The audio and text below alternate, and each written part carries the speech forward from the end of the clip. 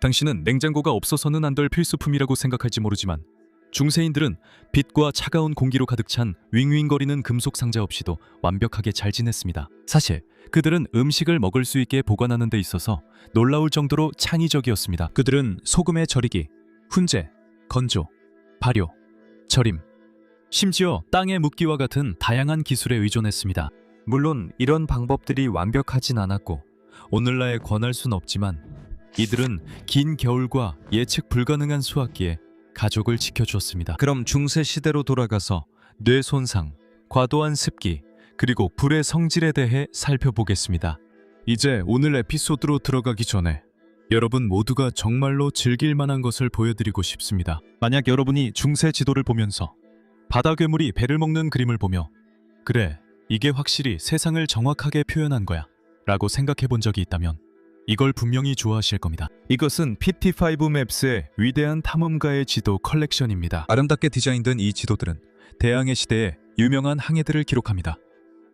탐험가들은 지평선 너머엔 무엇이 있을까? 라는 질문에 답하려 여행을 떠났죠. 그리고 때로는 우연히 대륙 전체를 발견하기도 했습니다. 콜럼버스, 마젤란, 베스푸치와 같은 탐험가들의 여정을 따라가며 그들의 항로, 주요 정착지, 그리고 각 탐험의 역사적 의미를 확인할 수 있습니다. 이 컬렉션에는 그 시대에 복원된 지도들도 포함되어 있어 옛사람들이 세상을 어떻게 이해했으며 때로는 얼마나 잘못 알고 있었는지 보여줍니다. 역사를 오랫동안 들여다보는 사람으로서 이렇게 세밀하게 복원된 옛 지도가 다시 살아나는 모습을 보는 것이 정말 좋습니다. 이 지도들은 빈티지, 현대, 3D 스타일로 제공되며 디지털 다운로드나 전문가 인쇄 벽걸이 예술로 구매할 수 있습니다.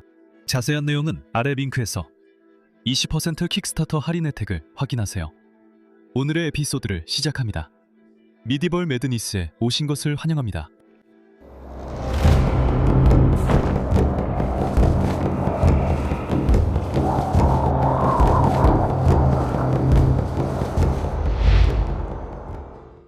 보존 기간. 수세기 동안 전 세계의 인간들은 음식을 상하지 않게 하기 위해 다양한 놀라운 방법들을 사용해 왔습니다. 대부분 농경사회에서 살았던 중세 유럽인들은 기근이나 가뭄 혹은 지나가는 군대가 가득 찬 식량 저장고를 순식간에 비울 수 있다는 사실을 잘 알고 있었습니다. 음식을 보존하는 것은 단순히 현명한 선택이 아니라 생존이었습니다. 하지만 굶주림에 대한 두려움만이 유일한 동기는 아니었습니다. 말린 고기, 훈제 생선, 절인 채소, 그리고 꿀에 절인 과일은 사람들이 진심으로 즐기는 풍미를 만들어냈습니다. 중세 요리책들은 매우 많았으며 그 안의 레시피들은 재료가 이미 소금에 절여졌거나 훈제되었거나 다른 방식으로 처리되었다고 가정했습니다. 계절성이 모든 것을 좌우했습니다. 겨울에 과일을 먹고 싶다면 보존해야 했습니다. 특정 음식이 전혀 자라지 않는 지역에 살았다면 보존된 수입식품에 의존해야 했습니다. 어떤 곳에서는 보존된 것이 유일하게 맛볼 수 있는 형태였습니다. 거의 모든 음식이 보존될 수 있었고 사용된 방법은 음식 자체와 원하는 결과에 따라 달라졌습니다. 오래 보관하기, 풍미, 휴대성 또는 이 세 가지 모두를 위해 중세 유럽은 다양한 기술들을 발전시켰습니다. 매운 음식입니다. 중세 시대의 의학은 상류층이 무엇이 건강하고 영양가 있으며 그리고 그만큼이나 중요한 무엇을 먹는 것이 적절한지에 대해 엄청난 영향을 미쳤습니다. 그들은 좋은 건강이 전체적인 생활 방식에 달려 있다고 주장했습니다. 적절한 식단, 합리적인 운동, 올바른 사회적 행동, 그리고 승인된 치료제의 꾸준한 공급이 필요했습니다. 구운 공작새부터 평범한 양배추까지 모든 식품은 신체의 내부 균형을 조절하는 고유한 특성을 가지고 있다고 믿었습니다. 모든 음식은 두 가지 교차하는 척도, 즉 뜨겁고 차가운 것과 습하고 건조한 것으로 분류되었습니다. 이러한 분류는 고대의 가장 뛰어난 의학 연구자 중 한 명인 갈렌이 발전시킨 사체액설에서 비롯된 것입니다. 그의 이론에 따르면 인간의 몸은 네 가지 체액에 의해 지배된다고 했습니다. 혈액, 점액, 황담즙, 흑담즙이 그것이며 사람의 식단은 이 물질들이 조화롭게 균형을 이루도록 유지해야 했습니다. 따라서 식사는 단순한 영양 공급이 아니라 의학적 처치였으며 몸을 다시 균형으로 이끌 기회이기도 했습니다.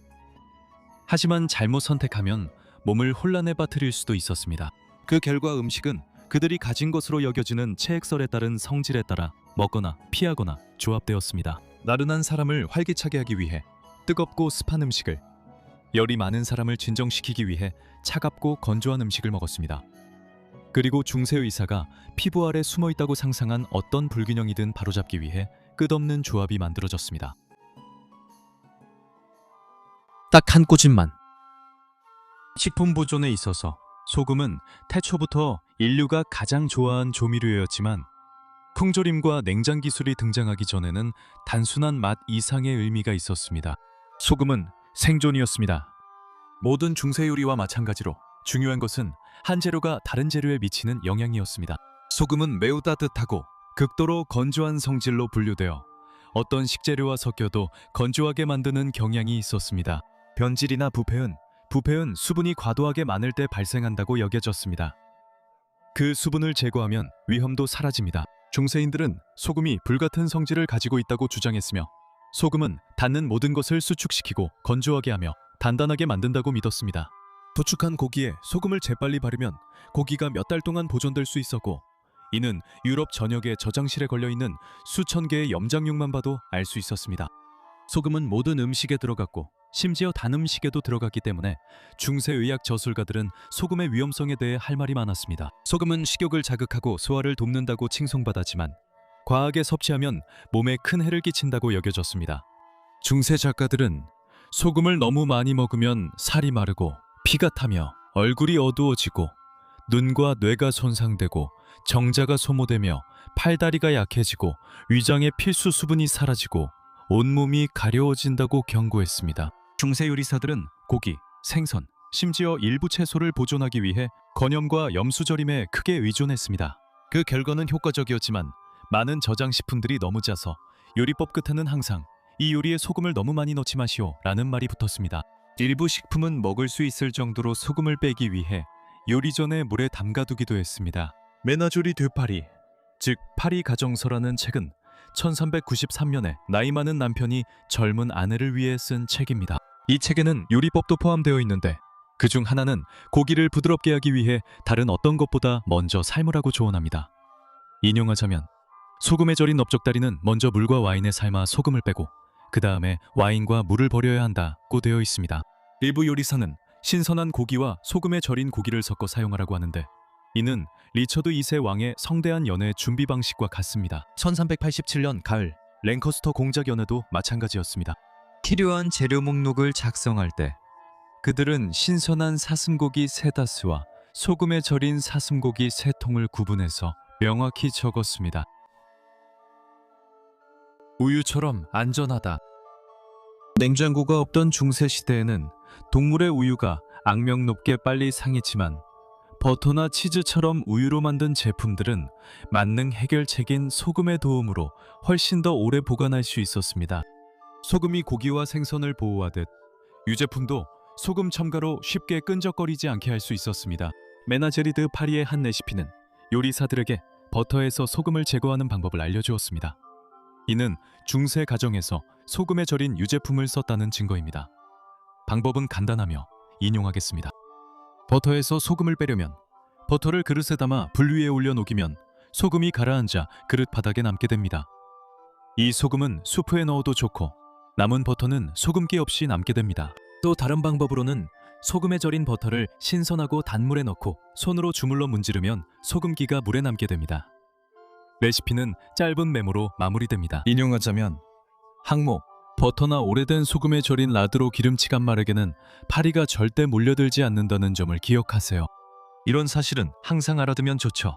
물론 중세 요리사들은 호두나 아몬드를 갈아서 만든 견과류 우유가 동물성 우유보다 보존성이 뛰어나다는 것을 잘 알고 있었고 그래서 그것이 상류층 주방에서 그렇게 인기를 끌게 된 것입니다. 아몬드 우유는 지방 함량이 높아서 오래 보관할 수 있었고 버터로도 만들 수 있었습니다. 이 때문에 아몬드 우유는 가톨릭 교회에서 고기와 유제품이 금지된 금식일에 사용하기에 완벽했습니다. 1420년에 사부와 공작의 수석 요리사였던 치카르가 쓴 요리책에는 병자들을 위한 요리 중에 아몬드 버터 레시피가 포함되어 있습니다. 세상에는 물고기가 많다니까요. 청어는 중세 유럽에서 가장 중요한 식품 중 하나였습니다. 북대서양의 기름지고 은빛이 도는 물고기들은 발테해와 북해에서 거대한 떼를 이루어 헤엄쳤고 수천 마리씩 잡혀 해외로 수출되었습니다. 신선하게 먹는 것은 극히 일부였고 대부분의 청어는 보존을 위해 수백 마리씩 소금물에 담아 통에 넣어 대륙 전역으로 운송되었습니다. 청어는 금방 상하기 때문에 소금물에 절이기, 건조, 훈제 등 여러 가지 보존 방법이 사용되었습니다. 레드 헤링은 내장 제거 후 소금물에 절여 건조했습니다. 아주 강하게 훈제되어 살이 짙은 붉은색으로 변했습니다. 흰 청어는 절여졌지만 은빛 외관을 그대로 유지했습니다. 화이트 헤링이 붉은 종류보다 더 오래 보관된다고 여겨졌습니다. 여룬제 청어는 고기가 사실상 익을 때까지 훈제되었고 식초 절임 청어는 와인과 식초에 담가지거나 선호하는 사람들을 위해 단순히 식초에만 담가졌습니다. 식초는 중세 요리사들에게 보존뿐만 아니라 맛을 살려주는 재료로도 필수품이었습니다. 식초의 인기가 높았던 이유 중 하나는 단순한 경제적 이유 때문이었습니다. 와인이 식초로 변하면 다른 음식물 쓰레기와 함께 오물 구덩이에 버리기엔 너무 비쌌습니다. 음식에 관해서라면 중세 시대는 스스로 기어다닐 정도가 아니면 아무것도 낭비하지 않는 세상이었습니다. 상한 와인은 재앙이 아니라 기회였습니다. 생선부터 채소까지 모든 것을 보존할 수 있는 긴 유통기한과 특별한 능력을 가진 새로운 재료였습니다. 허브도 첨가할 수 있었습니다. 식초는 소금물로 만든 절임액, 그리고 좀 더 부유한 가정에서는 향신료도 사용했습니다. 절임 버섯부터 비트, 자두, 양의 뇌까지 모든 것에 대한 레시피가 있습니다. 중세 가정에서 소비된 청어의 양은 놀라울 정도였습니다. 1300년대 초 약 300명의 사람들에게 식사를 제공하던 한 영국 수도원은 1년에 거의 25만 마리의 청어를 구입했다고 전해집니다. 사순절 동안 백작 부인의 가정에서는 하루에 1000마리의 청어를 소비하기도 했습니다. 이렇게 엄청난 거래에도 불구하고 청어는 가난한 사람들의 음식으로 여겨졌습니다.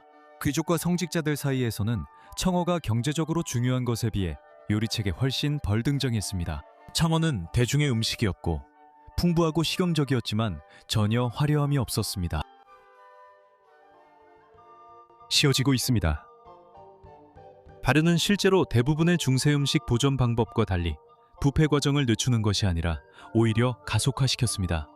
발효에 가장 익숙한 산물은 알코올 음료였습니다. 포도에서는 와인이, 꿀에서는 미드가, 곡물에서는 맥주가 만들어졌습니다. 와인과 미드는 몇 달, 때로는 그보다 더 오래 보관할 수 있었지만 맥주는 씌워지기 전에 꽤 빨리 마셔야 했습니다. 타거로는 사과주를 만들었고 앵글로 색슨족은 배로 만든 음료인 페리를 양조했는데 이는 본질적으로 사과주의 투박한 사촌 같은 것이었습니다. 하지만 발효는 음료에서만 그치지 않았습니다. 치즈 역시 우유를 응고시켜 만드는 발효식품이었습니다. 소의 우유도 사용할 수 있었지만 중세 유럽에서는 양이나 염소의 우유에 훨씬 더 많이 의존했습니다. 이 우유들은 더 풍부하고 오래 보관할 수 있는 치즈를 만들어냈으며 많은 지역에서 소보다 양이나 염소를 키우는 것이 훨씬 쉬웠습니다. 신선한 고기.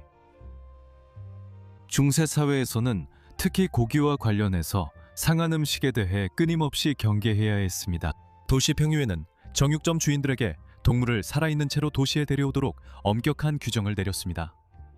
그래야 모두가 직접 그 동물이 최근까지 살아있었음을 확인해서 신선함을 보장할 수 있었기 때문입니다. 타쿠니움 사니타티스와 같은 채색 필사본, 즉 중세의 건강에 관한 논문에서는 동물들이 도살되고 그 피가 정육점 앞거리로 직접 흘러내리는 생생한 장면들이 묘사되어 있습니다. 위생이 중요한 것이 아니라 신선함의 증명이 더 중요했습니다. 동물들은 새벽에 도살되었고 그날의 고기는 해가 지기 전에 모두 팔려야 했습니다. 정육점 주인들은 매주 2번의 육식금지일이 끝나면 고기를 보관할 수 없어 목요일 저녁마다 남은 신선한 고기를 모두 처분해야 했습니다. 고기를 한번 구입하면 시간이 촉박해졌고 제대로 된 고기라면 신선할 때 먹지 않으면 집에 가져가 소금에 묻거나 강한 소금물에 담가 보관해야 했습니다. 상인들은 제철이 아닌 식품에 대한 수요에 재빨리 대응해 운송과 보관, 더운 날씨를 견딜 수 있는 절임 식품이 담긴 통을 준비했습니다. 그리고 상점 주인들은 계절이 지난 식품에 대한 수요에 부응하기 위해 가게에서 병에 담긴 절임 식품을 부지런히 판매했습니다. 달콤하고 끈적한 것. 과일과 견과류는 오늘날과 마찬가지로 설탕이나 꿀에 자주 절여 보관했습니다. 하지만 설탕에는 두 가지 특별한 장점이 있었습니다. 첫째, 설탕은 안정적이어서 상하지 않고 발효되지 않으며 씌어지지도 않았습니다. 둘째, 설탕은 녹으면 미세한 입자 덕분에 다른 재료들과 쉽게 섞일 수 있었습니다. 설탕을 녹인 뒤에 어떤 종류의 견과류와 약간의 계피나 다른 향신료를 넣으면 과자를 만들 수 있었습니다. 과일은 시럽처럼 졸인 달콤한 와인에 보존할 수 있었습니다. 꿀이 원래의 보존제였습니다. 1465년에 플라티노가 쓴 최초의 요리책, 정직한 탐닉과 건강에 관한 요리책에는 여름꿀이 가을꿀보다 낫다고 적혀 있습니다. 왜냐하면 꿀은 차갑고 습한 몸에 잘 맞고 많은 병을 치유하며 몸이 썩지 않게 해주고 사과, 호박, 시트론, 견과류를 보존하는데 가장 좋다고 여겨지기 때문입니다. 중세인들에게 음식 보존 방법은 사치가 아니라 생존 전략이었습니다. 중세 가정은 여름의 풍요로움 속에서 겨울의 부족함을 대비하기 위해 작은 보존 공장처럼 움직였습니다. 이런 준비 없이는 가족들이 추운 겨울을 무사히 넘기기 어려웠을 것입니다. 메디벌 매드니스의 이번 에피소드를 시청해 주셔서 정말 감사합니다. 재미있게 보셨다면 채널 구독을 고려해 주세요. 매주 금요일 중세 관련 새 영상이 업로드됩니다. 채널을 더 지원하고 싶으신 분들을 위해 패트리온과 유튜브 멤버십을 운영 중입니다. 매달 보너스 영상이 업로드되며 이미 많은 영상이 있습니다. 그리고 지금 화면에 보이는 분들처럼 특별한 분들을 위한 특별 등급도 마련되어 있습니다. 여러분 모두가 보내주신 모든 응원에 진심으로 감사드립니다. 여러분의 지원 덕분에 추가 콘텐츠를 만들 수 있었습니다. 모두 감사드리며 다음 영상에서 뵙겠습니다. 좋은 한 주 되세요.